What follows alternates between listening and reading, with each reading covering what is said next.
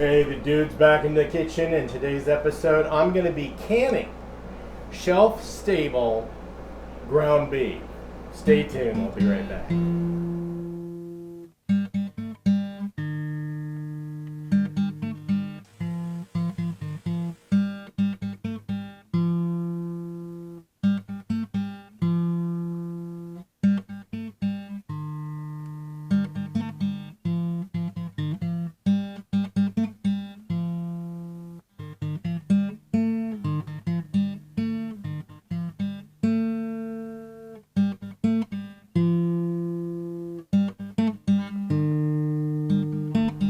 Welcome back to Pine Meadows Hobby Farm. I'm your host, Jerry Hansen, the dude in the kitchen.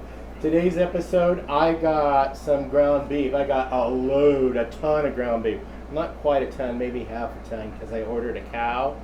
And I asked the butcher to portion my ground beef out into 1 pound packages, because it's just my wife and myself.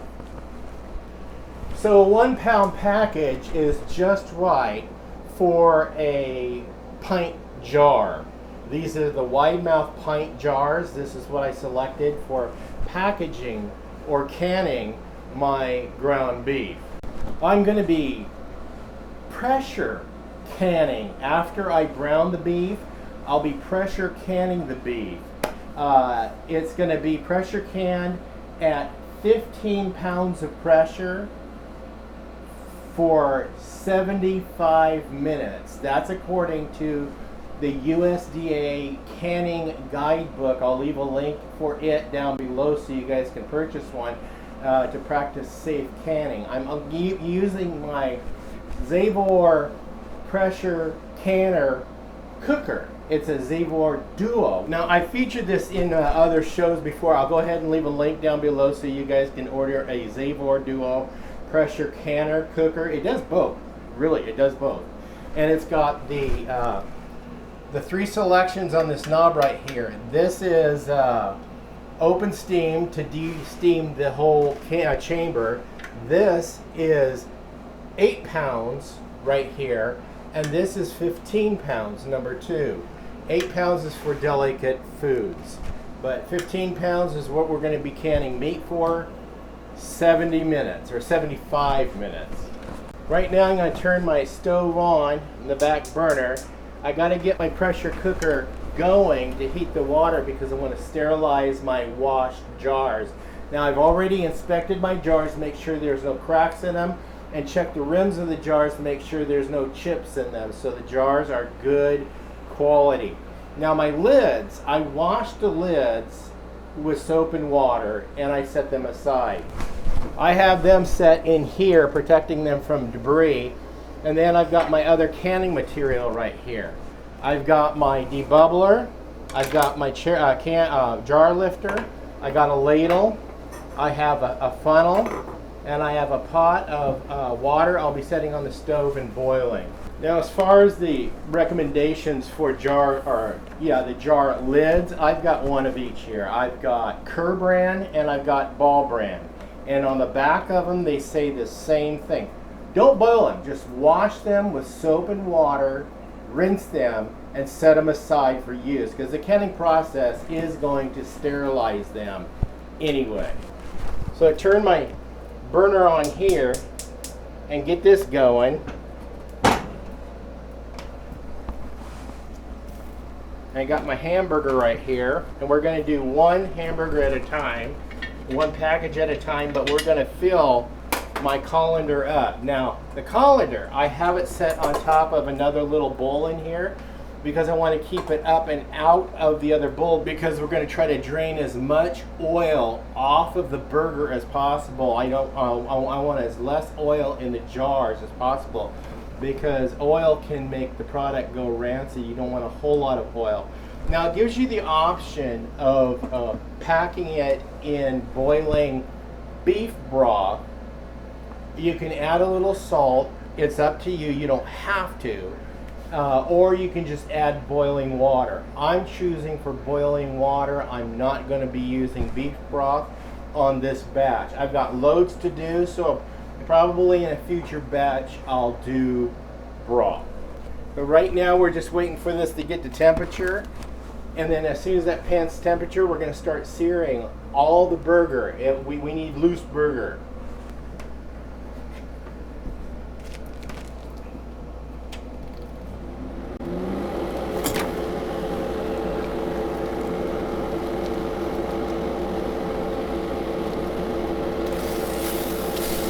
Now you want it just slightly brown and cooked because you want it to be really loose, and you don't want to tightly pack it in the jars because you need the water to get in through and in between all the pieces, so you can get the cooking temperature of the canning process to every piece to process and make sure you kill all the bacteria and spores that cause botulism. So that's the consistency that I learned that I want to brown it and loosen it. And that one's done. Now I'm going to ladle this into the colander.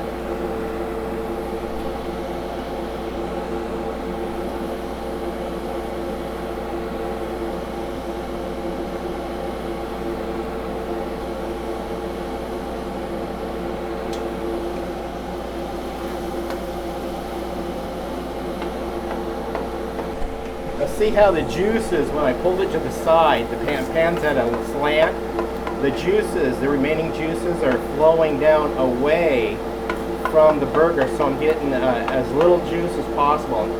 This is what I don't want.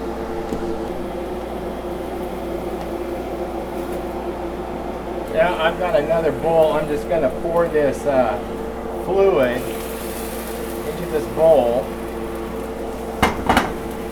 And then we'll go with our next one.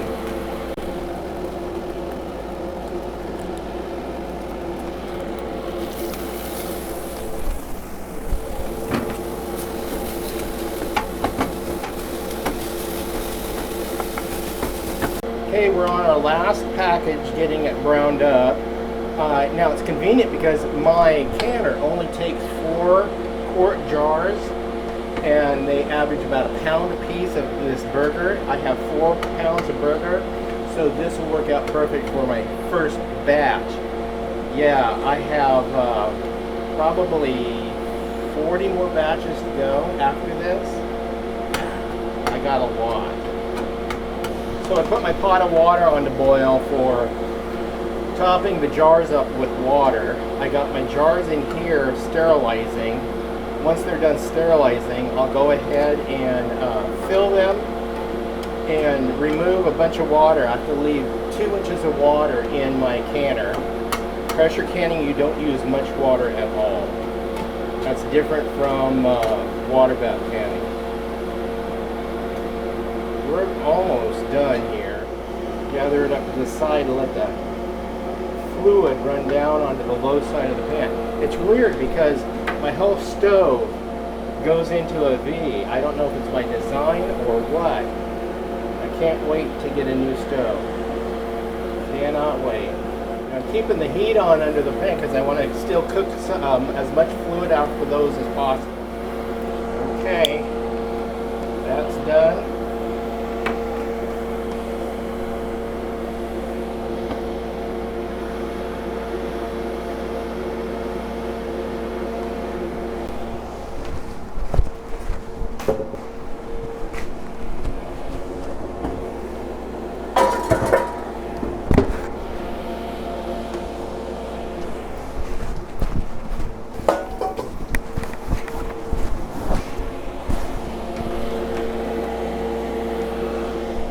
This gets moved over here. My funnel, my lid lifter, my ladle, my debubbler, and my jar lids. And then I'm going to move this over to the front burner.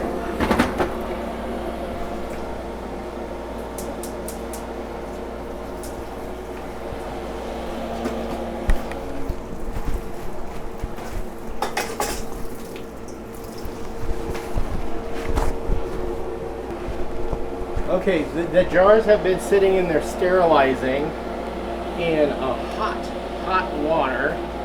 So I'm going to pull the jars out.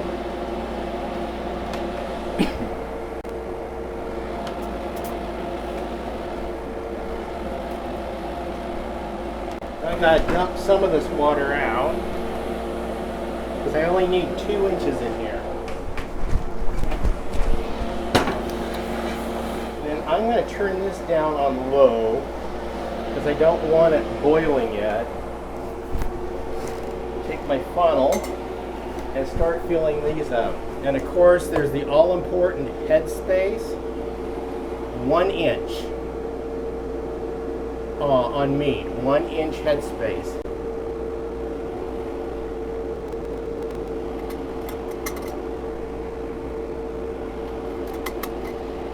And don't pack it down.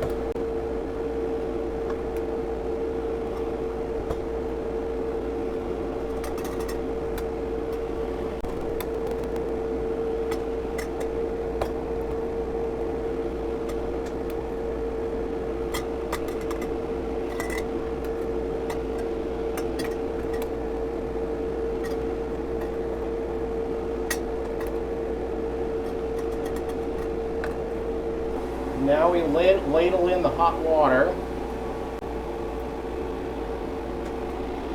and then debubble and adjust your headspace once your debubbling is done.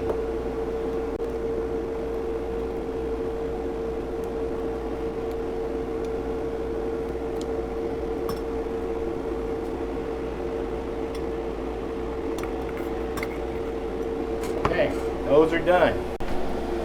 Turn the fan off. Now, since this is meat and it has fat in it, any foods with fats on them or oils, you want to wipe off the rims of your jars with vinegar because that cuts through the fat. Make sure that it removes it so you have a good seal. Now we put our lids on there and rings, finger tight.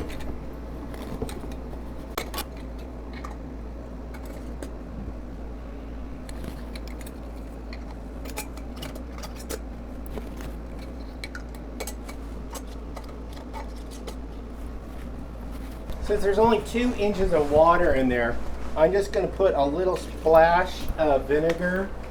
You don't need a whole lot, maybe a teaspoon. My jar lifter.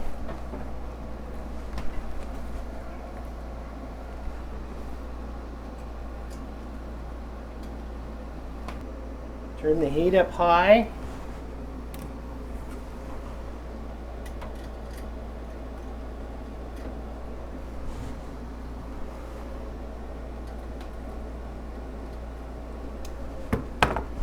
Set this in there. There it is. Set the lid on.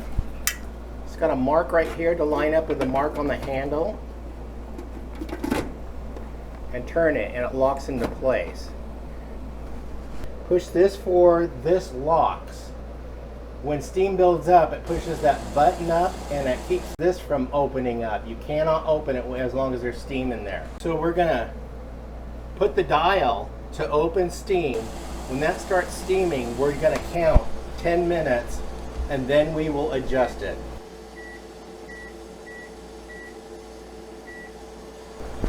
Okay, we have to let this set for 10 minutes steaming out of this before we switch it over to the 15 pounds of steam pressure. Once 10 minutes is up, we flip it over, and then once that comes to full steam, we'll go ahead and reduce the heat on the stove a little bit, and then let it cook. Set the timer for 75 minutes.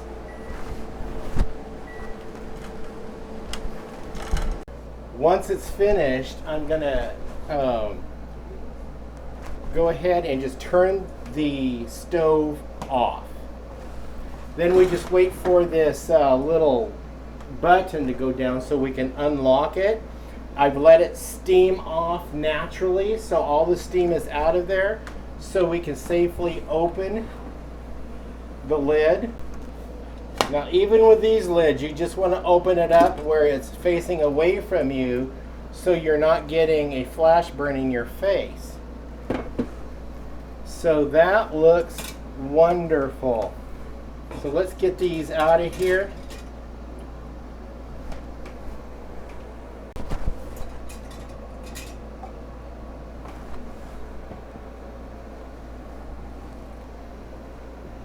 And we're done with that batch.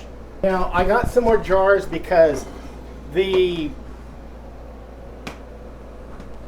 meat in these jars, they only hold half a pound. So I've got to double my jars. So we're going to put this back on the stove and do another set.